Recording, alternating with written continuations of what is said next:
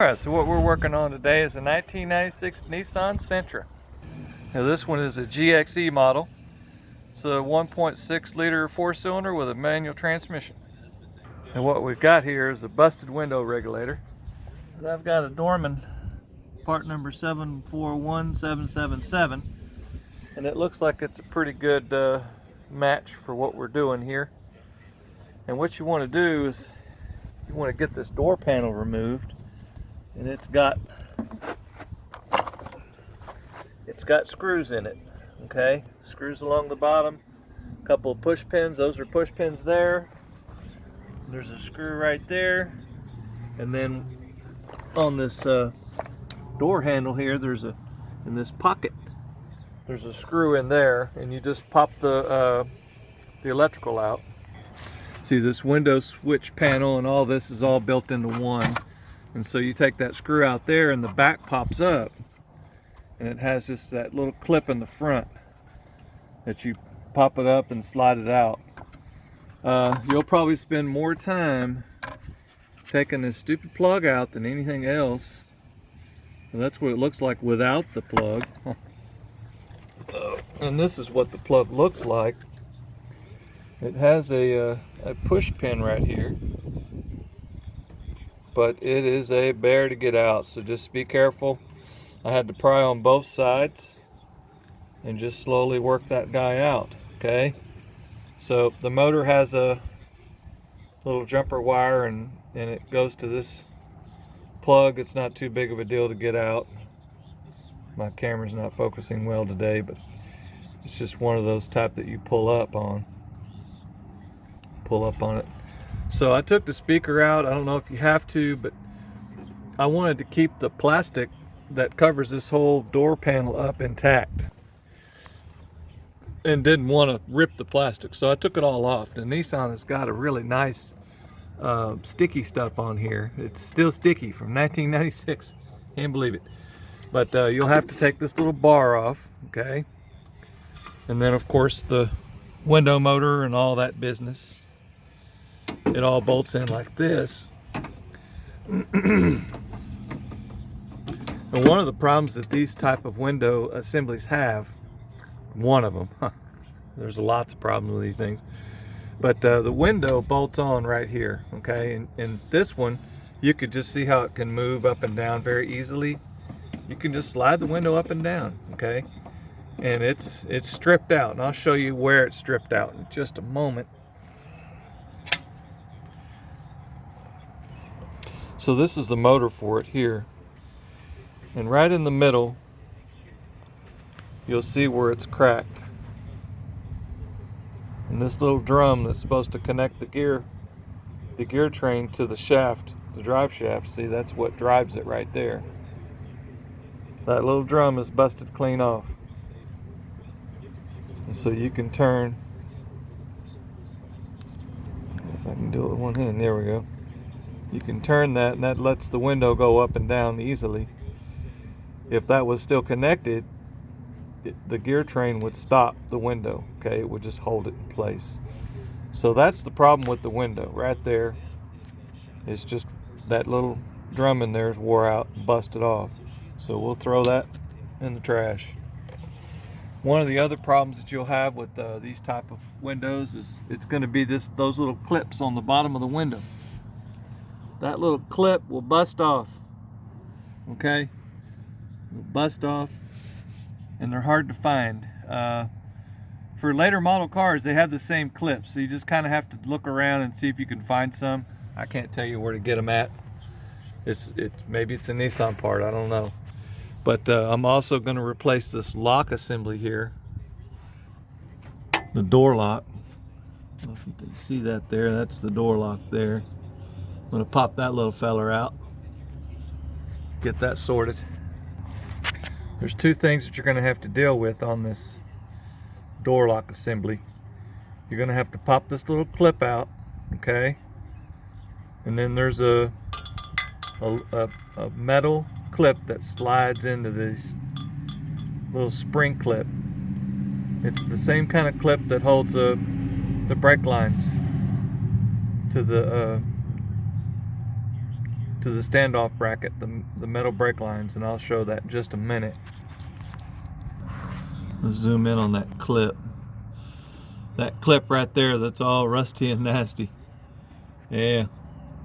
So you slide that clip out and that releases it. Now, I suggest to pop that little pink guy there, you pop him out first. Because after you get the clip off, that whole thing is going to be loose and difficult to manage.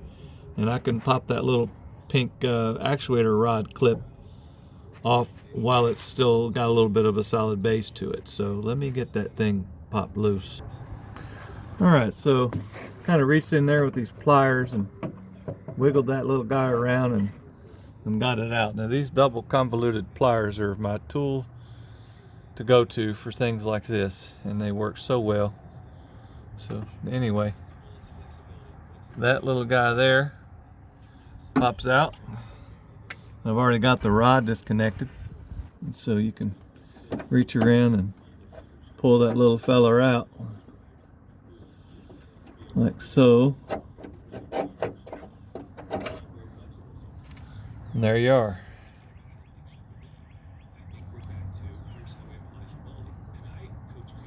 I don't know what the deal is with this lock center. I think the keys just flat wore out. I don't know. Don't work. So we'll get that new one shoved in there.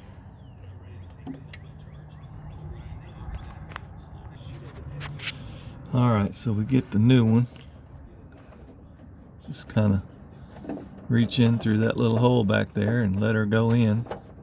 You want to try to orient it similar to how it was previously, which it looks like it's flagged off to the left at the 9 o'clock position there, if you can see that.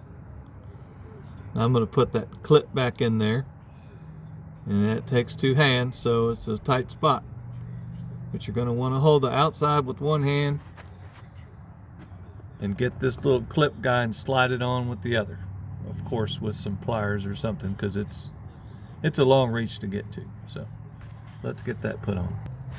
Okay, so everything fits on here pretty good. I had to bend that little tab a little bit. It was a little different, but it looks like everything is going to go pretty close to the way it's supposed to be. This is in a little awkward of an angle there, but it'll work out in the end. All the bolt holes lined up pretty good. I'm just going to tighten those up now. I took the window out to do this. It's not entirely necessary to take the window out, but it was easier for me doing this lock. I wanted it out of the way, so it was just better for me to take the window out. Now you can get the window and just tape it in the up position, but I went ahead and took it out. So in this case here, after I get all this tightened up, I'm going to set that window back in here and lower it down slowly to where it lines up. This is where it bolts. Let me get this tightened up and get the window in there, and we'll check it out. Alright, so I've got that window set in, and it's very easy when this door panel is off to set this window in. You know, you kind of have to dive the front of it in first and straighten it out into the track and lower it down. These little screws here tighten into these little anchors, mounts for the glass. These are the things that I was talking about that break sometimes. Sometimes the whole end of it will break off and the glass will, you know, come out of place and have problems. Just be careful and do not cross thread these bolts. They anchor it, they go into these anchors, and it's just plastic. There is a metal nut in there, and if you cross thread it, it'll just spin that nut out, and then you got problems. So just be careful with that. Don't be afraid to tighten these up nicely. I would say maybe 10-12 foot-pounds. Just make sure that they're nice and secure, because this right here, you know, it jerks around. It's got a lot of weight on it, and it'll get loose if you don't keep it tight. So it's not like a regular window motor where it's got a giant gear on it and all that. All it does is spin this little cable reel, but it's still got a little weight on there, so just that little bit of weight kind of wiggles things around. But yeah, we'll get that tightened up. We'll get this bracket put back on there, kind of get back a little bit there. There's a couple brackets that go on after this. All right, so I've got everything tightened up. This goes in this position. This is where the door handle screw goes. That goes right in here. That's where that fits right there. Fits on there somehow. I don't know how it looks. Doesn't look right now, but that's how it's supposed to go. I might have to flip that around, as a matter of fact. All right, I fixed that. Oops. You don't really have to take this thing off. I took it off when I was first looking at everything, and probably shouldn't have to take it off, but I got that off, and yes, it does fit in there the correct way. That's how it's supposed to. That's where that bolt is.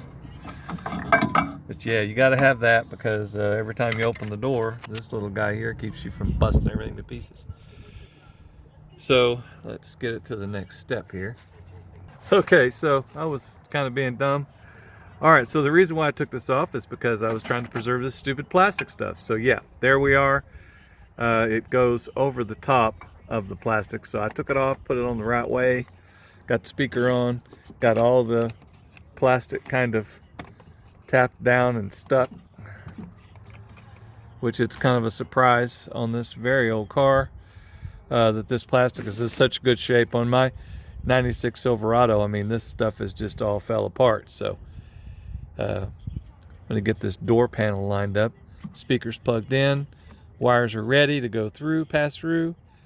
I think we're in good shape. I'm going to get it to the next step.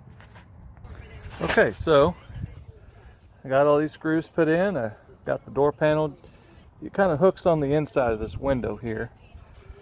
I've got this little guy installed. Okay, got the wire in, and it just kind of plugs in like so, and it's kind of clapped out, but it works. Just need to line up that hole there and put a screw in. Got these other screws. I have one push pin that was missing, so I have to get one of those, but they're all in, and it's looking pretty good. So I hope this helps someone. Have a good day.